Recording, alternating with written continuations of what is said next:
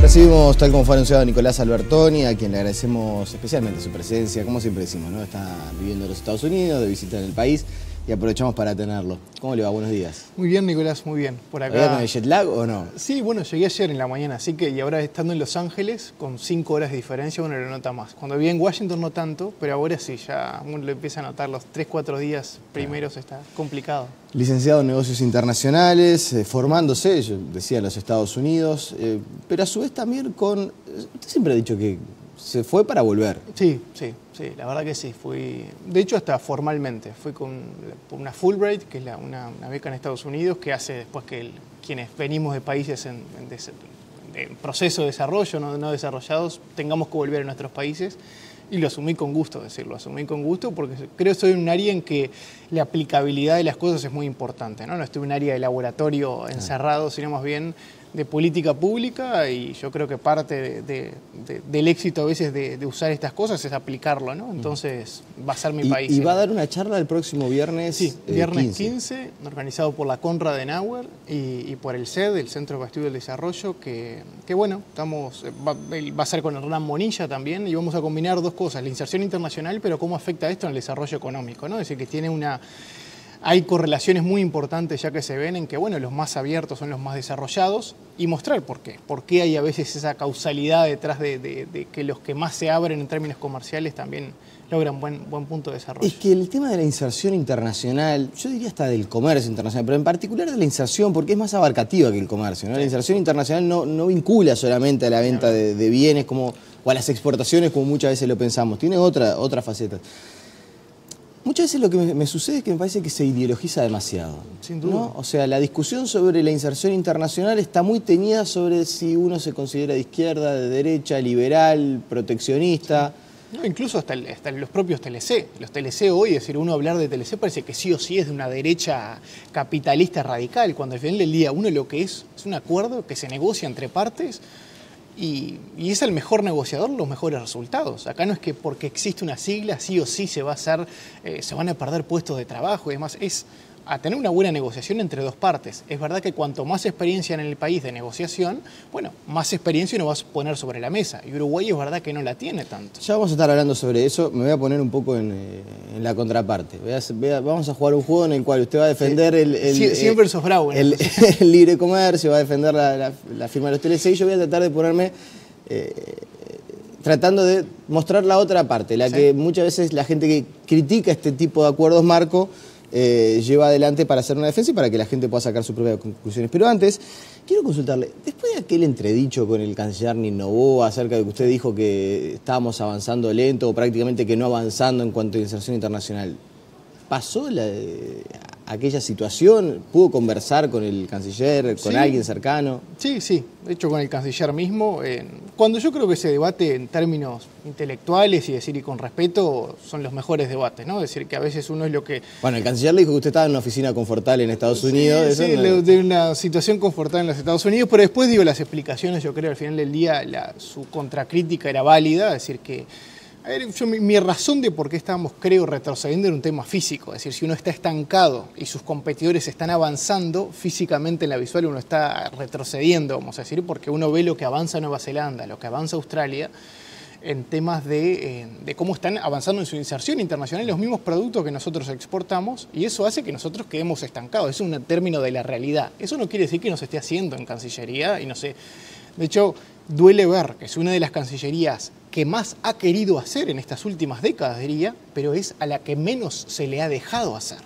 Entonces, el principal desafío de Cancillería, Nicolás, no está en la oposición, está a pocas cuadras de Cancillería en la sede del Frente Amplio. Y eso hace que al final del día haya un desequilibrio muy grande entre la intención y la acción en la política exterior del Uruguay. ¿Usted visualiza a un canciller como tirando de un partido de gobierno y sin poder avanzar con esa roca que le frena el avance? Lamentablemente, es decir, vemos esa situación, y repito, que es una de las cancillerías que no tengo duda, que en las últimas décadas más ha querido, pero es a la que más no se le ha dejado hacer. Entonces, esa dualidad... se hace difícil, pero también una cosa, a veces hay temas importantes y otros urgentes. Este es un tema urgente, porque de alguna forma competimos con otros que están avanzando a tiempos más rápidos. Porque en el comercio exterior, en estas cosas, es fácil verlo. Es decir, si nuestros competidores que exportamos los mismos productos, vamos a decir, léase Australia o Nueva Zelanda, por poner los típicos ejemplos, están avanzando más rápido, es porque nosotros competitivamente vamos a quedar mal hacia adelante. Porque los chinos, al final del día, si van a comprar entre una carne neozelandesa o una uruguaya, capaz que la nuestra es realmente imposible de suplantar. Pero si sale más barata la neozelandesa, yo le aseguro que van a terminar comprando la neozelandesa y no la uruguaya. Entonces, es muy objetivo este debate como para querer contradecirlo. Claro, pero alguien podría decirle, bueno, pero en realidad, con la situación en la que estamos, venimos de un año de, ciertamente, crecimiento de las exportaciones. No sé, en noviembre cerró con más de un 13% de aumento. Es decir, no es, más allá de las críticas que uno puede hacer y usted decir, bueno, yo veo que Australia y Nueva Zelanda avanzan y compiten con nosotros y nosotros estamos estancados. O sea, los números... Ayer yo veía en Twitter una gráfica de un estudio internacional que subía Aldo Lema, donde Uruguay va a ser el país de América Latina que más va a crecer en la economía en el año 2017, más que todos. Sí. Entonces, en esa visualización que uno puede llegar a hacer de cuán estancado estamos, ¿cómo se hace para contrarrestar los números? Sí, pero en cuanto al crecimiento económico general, es decir, las exportaciones son una variable ahí, es decir, interna. Concentrándonos, sin duda, y en un país como Uruguay vaya se influye, pero concentrándonos en las exportaciones, un tema es que crezcan, es decir, que crezcan las exportaciones, incluso que crezcan los destinos, que a veces se habla mucho, es decir, que han crecido de los destinos, 160 y tantos destinos, pero el tema es la vulnerabilidad de esos destinos, Nicolás. Porque uno dice, bueno, hoy, del 100% de lo que exportamos, cerca de un 40 y tanto por ciento está al total libre albedrío, vamos a decir, ¿no? Es decir, que no tenemos una preferencia comercial. Considerando en este número que le estoy diciendo, el Sistema General de Preferencias, que es un tema de la OMC, que los países unilateralmente le dan a países en desarrollo un beneficio arancelario. Considerando y poniendo todas esas ponderaciones, hay cerca entre un 40 y un 50% está libre albedrío. ¿Qué quiere decir eso? Que nosotros estamos exportando, pero sin beneficio arancelario. Eso quiere decir que estamos exportando el pulmón del exportador, no porque estamos seguros de que tenemos una ventaja comparativa en ese caso con respecto a otro mercado. Entonces podrán crecer las exportaciones, pero de nuevo atado a un viento de cola que nos está llevando a crecer. Y no es malo, es decir, porque el Uruguay también ha mejorado en calidad, en competitividad para que eso pase. Pero si a su vez le sumamos los costos internos y lo que le está costando al exportador producir energía y muchas cosas más, lo que vemos lo caro que está el país, que si uno lo compara en América Latina seguro estamos entre los 6 más caros de la región, la cosa se hace complicada. Es decir, la pregunta sería ¿cuánto mejor podríamos estar? ¿No? Es decir, no solamente lo que hemos crecido en comparación en la región, sino también lo mejor que podríamos estar. Por ejemplo, en el caso del TLC con Chile, ¿no? Que es un tema que ahí es donde se visualiza quizás más fuertemente lo que usted decía, una Cancillería, el presidente Vázquez incluso, que empuja, y el Frente Amplio que pone el freno, no se logra avanzar en el Parlamento, hay divisiones al interno. Y un mercado muy sencillo, Nicolás, en el que de alguna forma... Claro, pero, por ejemplo, muchas veces off the record, yo no lo he sentido tanto que lo digan en cámara, pero aquellos sectores que más rechazan la posibilidad de firmar un tratado de libre comercio con Chile dicen, Chile no es el problema. El tipo de acuerdo que tenemos, el problema es firmar ese acuerdo y después querer aplicarlo a otro o replicar ese mismo acuerdo porque, por ejemplo, puede vulnerar el tema de las telecomunicaciones, el asunto de las patentes. Es decir, y además en este caso particular con Chile, el tema del intercambio de bienes ya no tiene aranceles. Estamos seguros. Entonces no es que aporta desde el punto de vista cuantitativo lo que usted dice, la posibilidad de que no, ahora ganamos el mercado chileno al cual entramos con X porcentaje de arancel. Es decir, desde el punto de vista comercial y de la venta de bienes, es lo mismo. Es un tratado que va hacia otros sectores. Ahí me pongo en la contraparte. ¿No puede resultar riesgoso? ¿Por qué le tengo que dar la posibilidad de que accedan a mis patentes, que vulneren el tema de las telecomunicaciones, si yo en realidad no obtengo un rédito comercial? Bueno, eso es cuestionable también, porque de alguna forma, en cuanto a lo de las patentes, es un tema en Uruguay bastante discutible, porque es verdad que producimos muy pocas patentes en comparación con el resto del mundo. No está aceitado el proceso tampoco, es un tema de verdad que el resto del mundo se está debatiendo, mismo en Estados Unidos, este es un tema muy importante.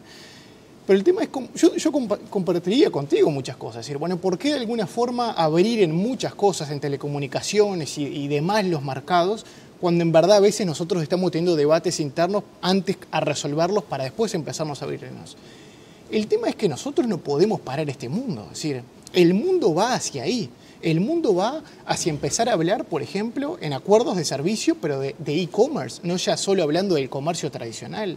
El mundo está empezando a hablar de cómo va a influir el cambio climático en el comercio, que va a tener una implicación muy grande. El nivel de debate es mucho más alto y yo estaría de acuerdo contigo en muchas cosas.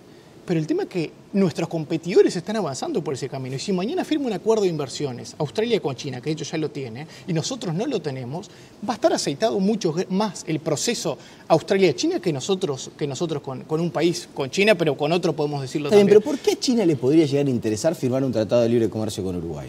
Bueno, hay razones. En ese caso, en esas dos dimensiones tan grandes de distancia, China, un país, obviamente, un global player con Uruguay, un país pequeño de América Latina, hay razones hasta geopolíticas también, ¿no? Es decir, no nos olvidemos de la puja china. Los chinos nos plantearon un tratado de libre comercio, pero cuando vieron que en el Mercosur habían resistencia, dijeron... Sí, bueno, que ese es un tema muy... Olvídense, o sea, solo con Uruguay para que Argentina y Brasil estén en contra, no hay chance. Sí. Y de hecho, el gobierno, lo dice el canciller Rodolfo Nova, está tratando de aprovechar la China LAC, que se está desarrollando en Punta del Este, o que se desarrolló en Punta del Este, para tratar de profundizar el vínculo comercial sin la figura del TLC para no complicar a los chinos y para no complicar la posición uruguaya en el Mercosur. Sí, es que este debate, es decir, nosotros no vamos a poder parar este mundo, es decir, va hacia este tipo de negociaciones amplias. Ahora se habla de los Big Agenda Agreement, ¿no? Es decir, de que acuerdos que incluyen temas que van más allá del comercio tradicional y tocan temas de propiedad intelectual. Y ahora se me surge a la cabeza, bueno, e-commerce, todo el negocio del comercio verde que se le ha llamado, el tema de género que lo incluye de alguna forma, lo introduce el TLC con Chile. Son temas que uno podrá no oponerse, incluso oponerse o tenerle incluso cierto recelo, ¿no? Es decir, seguir avanzando. Pero el tema es que si no avanzamos en ese camino, los que perdemos somos nosotros. Este debate, salvando distancias, es parecido cuando hacemos los debates de la robotización. Y yo tampoco quiero que uruguayos pierdan su puesto de trabajo, no. Pero es algo que se viene y yo lo último que puedo hacer es oponerme a ese camino. Tengo que pensar en cosas de cómo, beneficiar a esas personas que van a perder, cómo generar políticas alternativas a eso, pero lo que seguro no puedo hacer es darle la espalda. Es interesante el punto que usted plantea del sentido de, muchachos, digan lo que quieran, hagan lo que quieran, pero el mundo va para un lado y nosotros no nos vamos a poder oponer. Y seguro desde Uruguay va a estar difícil para oponer. Lo que sucede también es que, por ejemplo, muchas veces pasa, y hay quienes plantean, dicen, bueno, sí, bárbaro, el tema del libre comercio. Ahora, el libre comercio lo aplican las grandes potencias, son muy libres para comerciar, pero son proteccionistas también. O sea, cuando estamos en la negociación Unión Europea-Mercosur, van a poner una cuotificación para el ingreso de la carne del Mercosur. No es que existe el libre comercio. No, de hecho, si lo existiera no habría estos acuerdos, ¿no? Es decir, hay una frase que dice, si el libre comercio realmente existiera, no habría que firmar estos acuerdos que son regulatorios de ese libre comercio. Pero sí, no hay duda que hay una gran hipocresía, ¿sabes?, en el mundo, ¿no? Es decir, Estados Unidos sigue manteniendo, quizás sea uno de los países más proteccionistas de un proteccionismo no tradicional, ¿no? Es un proteccionismo que a veces surge por otros canales que no tradicionales como los aranceles y demás. Pero bueno, al final del día son mercados grandes, son mercados que tienen un protagonismo y tienen un mayor poder negociador. Yo podré decirle que a veces los mercados grandes son hipócritas en este sentido del libre comercio, pero bueno, van a seguir haciendo su juego y nosotros vamos a tener que hacer una mejor negociación posible.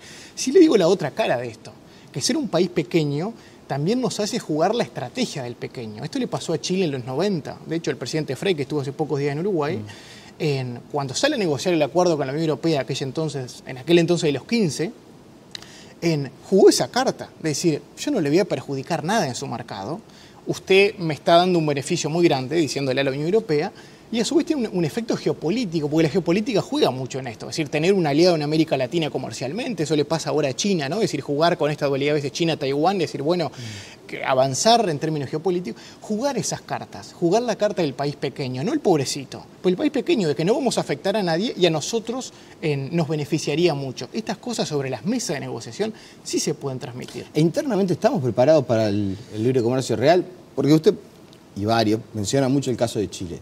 En Chile, por ejemplo, es abierta y limitada la compra por Internet. Sí. A nadie se le ocurre en Chile regular que puedan ser 2, 3, 4, 5 compras con un límite de $200 por persona, por tarjeta de crédito en el año.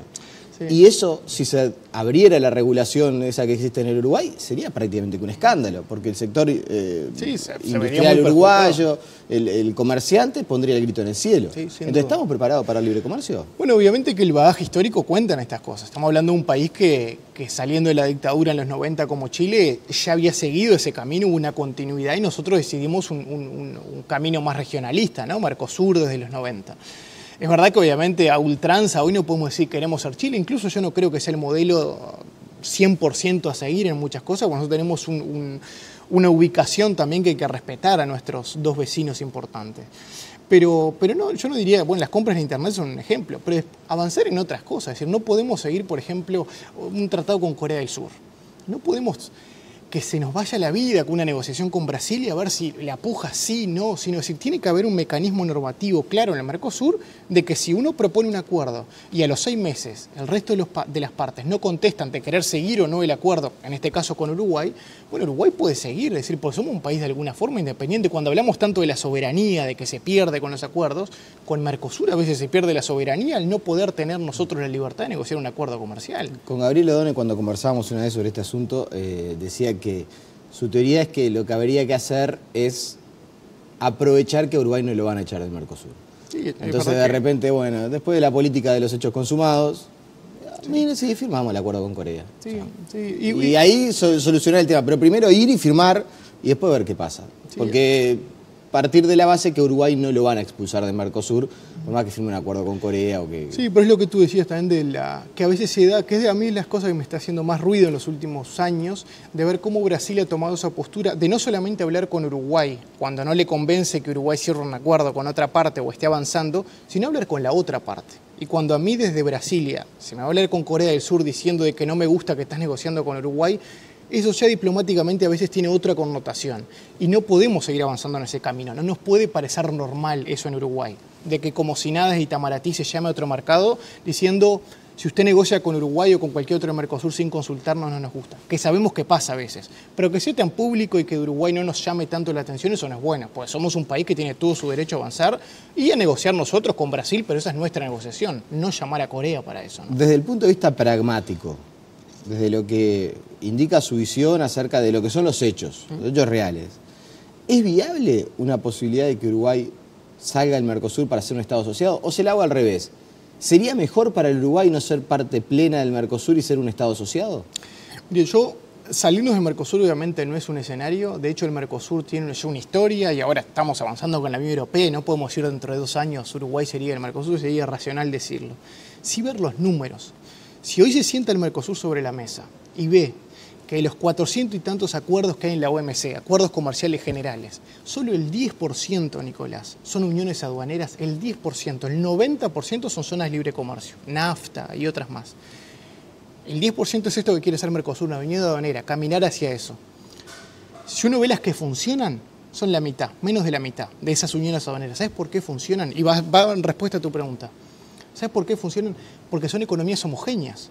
Que uno puede sentarse a negociar y decir, bueno, vamos a negociar con China y somos complementarios con China. No es que tú sos competidor, yo complementario y obviamente la puja entre nosotros dos va a ser más difícil que con China, porque hoy Brasil compite con China, no es complementario en muchas cosas, es competitivo porque de alguna forma tiene una industria muy fuerte Brasil. Entonces, para que funcione una integración profunda, tiene que ser homogénea. Y uno dirá, ¿y en los 90 no sabían estas cosas? No, no es que no sabían, no había un bagaje, no había datos, se estaba empezando a reflexionar sobre estas cosas. Hoy con un camino hecho, tenemos que sentarnos sobre la mesa y decir, van a pasar 20 años y podremos seguir con estos mismos debates. Entonces, ¿por qué no hacemos que esto sea normativo? O sea, que eso de más y mejor Mercosur no corre. Y podríamos hasta pensarlo en términos de marca. Si quieren, dentro de 2 años relanzamos un Mercosur con una gran marca, pero al final del día que nosotros sepamos, entre las partes, que podamos tener un margen de flexibilización. Hay un tema de ingeniería arancelaria que hace que sea posible que nosotros podamos avanzar sin que eso perjudique una tercera parte del Mercosur. Y de verdad, y esto sería más complejo explicarlo en pocos segundos. Después hay lo que tú siempre resaltás en estas cosas, que es lo político, eso obviamente. Yo no puedo ir a Itamaraty y decirle, quiero salir a negociar con otro acuerdo. Pero si con sinceridad mostramos los números hoy y con el bagaje histórico que ya hay en la OMC, no tiene sentido que sigamos caminando en esto. Me escribe alguien del Frente Amplio, de uno de los sectores que desinfló el acuerdo con Chile, y me dice, ya que están hablando tanto de mostrar números, es lo que estamos pidiendo. Bueno, porque sí. Me consta, porque lo conversé con esta persona hace ya algún tiempo, cuando fue Nineveh al secretariado, Sí. Perdón, a la mesa política, uno de los planteamientos que le hicieron, bueno, queremos ver los números de cuánto nos beneficia el Tratado de Libre Comercio de última generación con Chile. Y aparentemente ese informe todavía no llegó. Sí, de hecho creo que también hablé con esa persona, capaz que llegó porque él tiene el mismo. Sí. Pero lo que sí, sobre lo de Chile, estamos hablando que en términos de bienes era una ampliación del AC-35 que ya teníamos en Aladi. Es decir, en términos de bienes es... Y otra cosa, a veces pujamos tanto con los beneficios. Y los beneficios, una vez que se firma un acuerdo, es todo lo que se le quiera sacar provecho de eso. Sí podemos hablar de la otra parte, que los análisis de contingencias en eso, es ver a cuánto nos perjudica en eso. Pero con Chile, ¿qué nos va a complicar en términos, yo qué sé, en compras públicas? Deja establecido los mecanismos para avanzar en propiedad intelectual. Es todo a futuro lo que se plantea en el acuerdo. ¿Se recomienda qué o hay en términos de género también? Es decir, es todo a futuro, se plantean las bases para seguir. Y es un debate, Nicolás, que tarde o temprano Uruguay lo va a tener que dar, sea con Chile o con el resto del mundo. Nicolás Albertoni, le agradecemos su presencia y bueno, volveremos a conversar seguramente cuando ande de nuevo por acá. Un gusto como siempre. La pausa y seguimos con muchas más noticias.